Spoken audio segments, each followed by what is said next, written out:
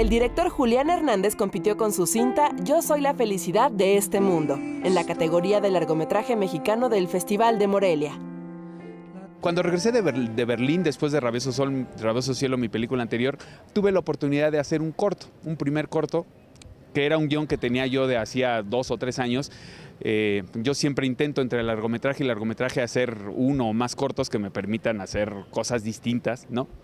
Y bueno, pensé que en ese momento, como la película no podía salir, podía dedicarme a hacer ese corto y bueno, y no perder un poco de lo que tenía la oportunidad de haber hecho durante todos estos años. Filmé un corto que se llamaba Alarido y que se convirtió en la parte central de la película.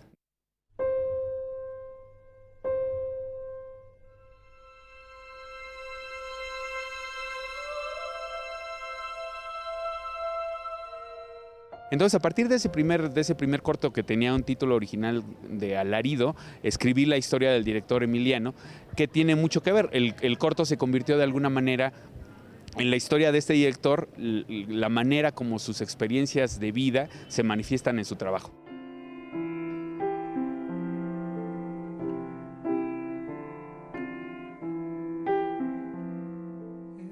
La película se filmó en 14 días durante 2 años y la postproducción se tardó 3. Es quizás la película que más nos ha costado trabajo terminar después de Mil nubes.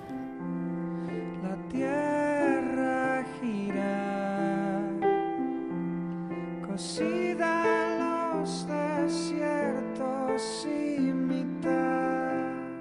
Yo creo que los personajes en una película de alguna manera tienen un poco todos del director. No es inevitable que no le pongas algo de ti a cada uno de ellos. Yo creo que en Yo soy la felicidad hay mucho de mí repartido en todos los personajes. No es Emiliano quien me representa más a cabalidad, compartimos el mismo oficio, eso es una decisión que tomé en el momento en que pensé que tendría que ser un artista, ¿no? Un artista en su proceso de trabajo, pero yo estoy en otro de los personajes. Yo creo, honestamente, que soy Octavio, el bailarín. Mi trabajo con los bailarines tiene que ver un poco con mi manera como suelo trabajar con los actores, que tiene que ver mucho con la idea de que el carácter del personaje, ¿no? Que los personajes deberían construirse de manera orgánica con todos los elementos del cuerpo, con el cuerpo, ¿no? En todos estos años, el manejo de la cámara y con los actores siempre he pensado que tendría que ser una coreografía, que de alguna manera es una coreografía y que la cámara se convierte en un actor dentro de mis películas en el que tiene que establecer una relación amorosa con los actores, ¿no? Y que esa relación amorosa es de alguna manera la que el espectador va a ver una vez que la película esté concluida.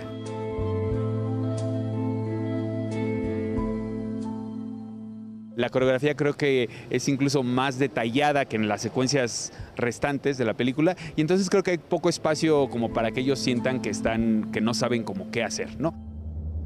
Otros largometrajes mexicanos de ficción que estuvieron en competencia en la 12ª edición del Festival de Morelia fueron Dólares de arena, de Israel Cárdenas y Laura Amelia Guzmán. Los ausentes, de Nicolás Pereda. Y Los muertos, de Santiago Moar. Dentro de la selección oficial del largometraje documental mexicano, se proyectó en competencia El silencio de la princesa, de Manuel Cañive. El silencio de la princesa creo básicamente es una semblanza, una pequeña biografía acerca de Diana Mariscal, un personaje del espectáculo en los años 60, actriz y cantante.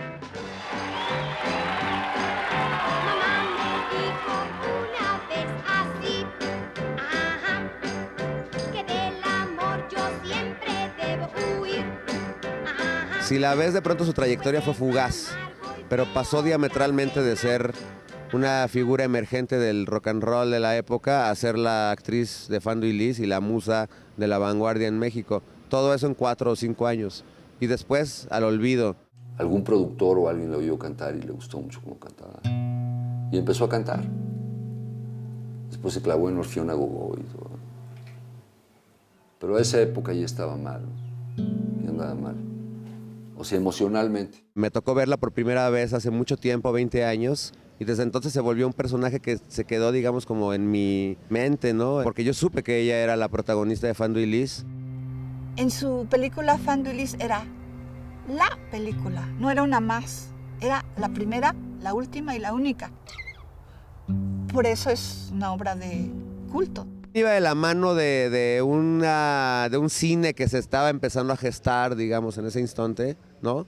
Independiente, vamos a decir, ¿no? Yo sí sé que amaba el personaje de Liz, eso sí lo sé, y que obedecía ciegamente cualquier cosa que dijera Jodorowsky. Hay cosas que pareciera que son como salidas de la mente de Jodorowsky, para quien haya visto la película, muñecas, ratas blancas, ella come una flor, todo eso le aportó mucho de ese personaje mismo que ella era en vida. Se hizo mucho historial en los periódicos de que Alejandro la había hecho trabajar de tal manera en Fando y Liz que la trastornó, que la estaba volviendo loca, se manejó mucho eso. La película se presenta en una reseña en Acapulco en aquel entonces que era pues un festival en realidad en el que iban luminarias del cine internacional. Ponen Fando y Liz y resulta ser un shock absoluto para el público, ¿no? Y entre ellos creo que a la que fue, digamos, como su elemento consentido para atacar pues fue a Diana, porque Diana había tenido una transformación ante los ojos de, digamos, como de la prensa y del público, que para ese entonces empezaba a resultar incomprensible. Diana no se murió, se salió de la escena. Pero resulta que sigue vigente y que cautiva. No se puede comprender, digamos, como a Diana, actriz, sin Fando y Liz, y creo que también es algo de lo que a mí me atrajo poderosamente para querer hacer la película, ¿no?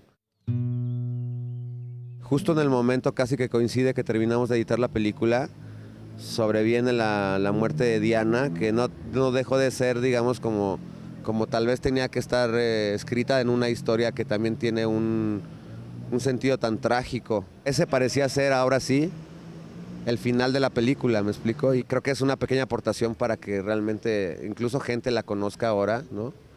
Y yo creo que es algo que a ella le hubiera gustado muchísimo, pero alcanzamos solamente a poner un cartón final reconociendo pues que lo que había sucedido, ¿no? Porque además ella murió el año pasado, murió apenas, ¿no? Y murió en el olvido. Ella aquí fue una princesa, algo que admirar, algo que todo mundo se paraba a observar.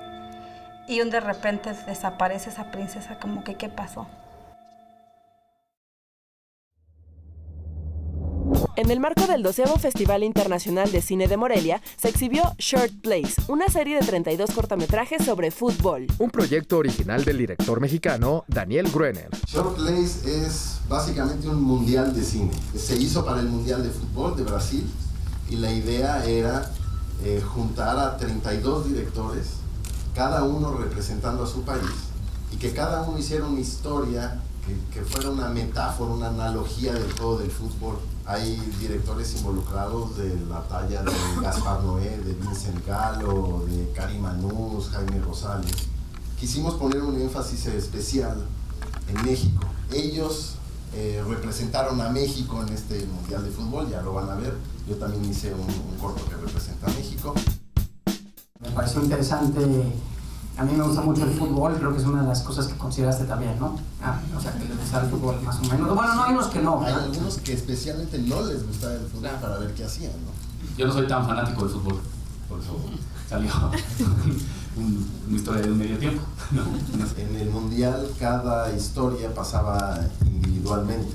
Cada día del Mundial pasaban un corto dependiendo del país que jugaban. Esa es de alguna manera la virtud o la forma de este proyecto, que es distinto a una película común porque está dividida en partes, y las partes pueden vivir solas o pueden vivir en conjunto, y esa era la idea desde el principio. Tuvo que ver básicamente con dos cosas, con conseguir a los directores más importantes de sus países, directores que fueran muy representativos, directores que tuvieran carreras importantes. Lo tomaron muy en serio, se lo hicieron como si fuera el primer corto de su vida. La regla número 1 de mi parte en el proyecto era respeto total al trabajo de los directores.